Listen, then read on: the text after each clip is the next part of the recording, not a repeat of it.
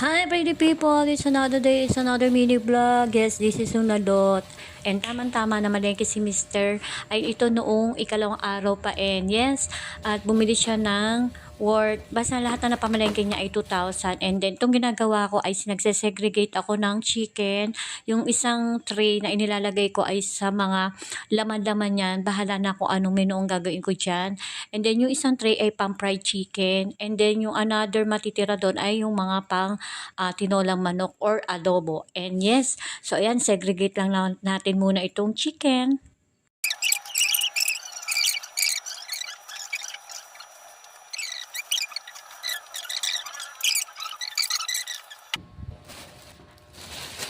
Bibili pa akong ganun. 20 pesos, 70 pesos nga.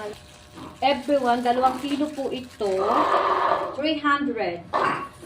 Yan.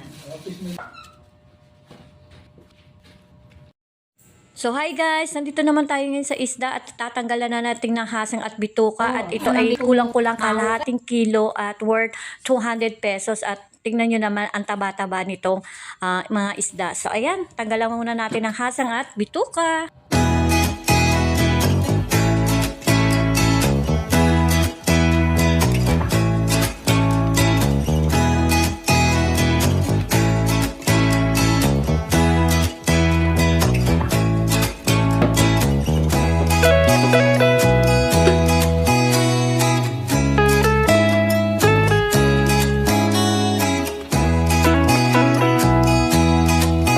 So, ayan naman guys, natapos na nating partihin itong mga manok. So, naka 1, 2, nakadalawang Tupperware ako. Then, yung isa'y plastic kasi naubusan na ako nung ganong Tupperware.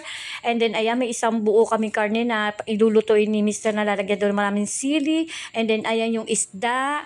And then, ayan yung hipo na medyo malalaki na medium. And then, 2 bangus na idadaing ko mamaya.